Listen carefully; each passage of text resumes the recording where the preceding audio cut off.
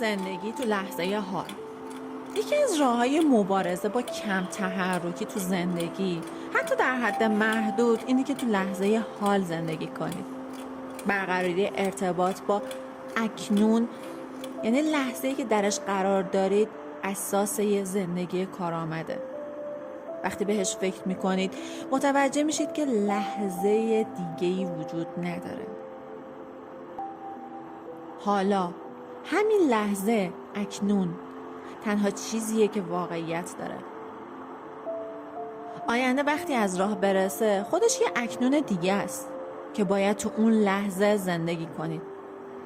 و یه چیز قطعی وجود داره، اونم اینه که تا وقتی به آینده نرسید نمیتونید داخلش زندگی کنید.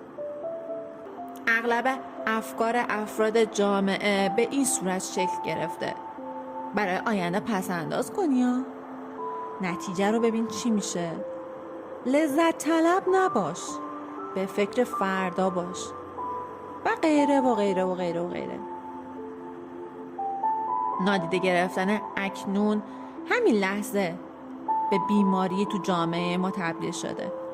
وقتی آینده از راه برسه تبدیل به زمان حال میشه و باز ما باید خودمون رو برای آینده آماده کنیم و این سیکل انقدر تکرار میشه که شادی تبدیل میشه به چیزی برای آینده و به همین ترتیب برای همیشه از دست میره.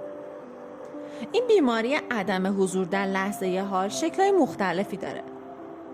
مثلا یه خانم تصمیم میگیره برای نزدیکی با طبیعت و ارتباط برقرار کردن با لحظه حال بره و از لب ساحل قدم زدن لذت ببره.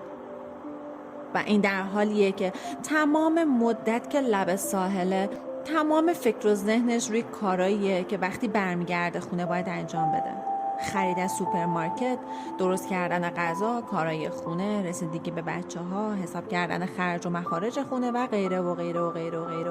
و این طوریه که تمام طول مدتی که لب ساحله فکرش درگیر کاراییه که وقتی از ساحل به خونه میره انجام بده و در نتیجه تمام اکنون اون خانوم که با اتفاقای گذشته و آینده اشغال شده تموم میشه و این فرصت بی‌نظیری که برای لذت بردن از ساحل تو همون لحظه داشته رو از دست میده.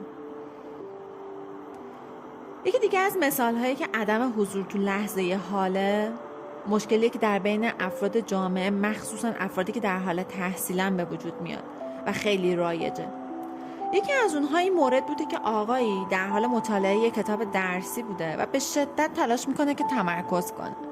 یهو متوجه میشه که حدود 3 صفحه از کتابو خونده ولی فکرش جای دیگه بوده. اون حتی یک کلمه از مطالبی رو که خونده بوده نفهمیده، ولی این در حالی بوده که نگاهش روی تک به تک کلمات متمرکز شده، ولی فکرش در فهم مطلب کاملا ناتوان بوده.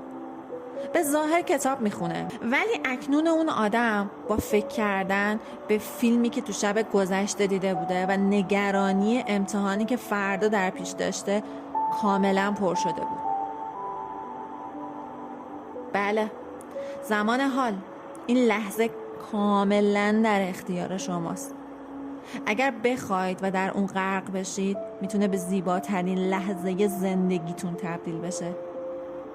در لحظه زمان حال زندگی کنید و گذشته‌ای که رفته و آینده‌ای که به موقع خودش از راه میرسه رو نادیده بگیرید. اکنون، همین لحظه، تنها چیزیه که در اختیارتونه. پس محکم بگیرید تو دستتون و یادتون نره حسرت خوردن، امیدوار بودن که شاید تو آینده فلان اتفاق بیفته و من شاد باشم، خطرناکترین روش‌های از دست دادن زمان حاله. معمولا نادیده گرفتن زمان حال باعث خیال پردازی درباره آینده میشه.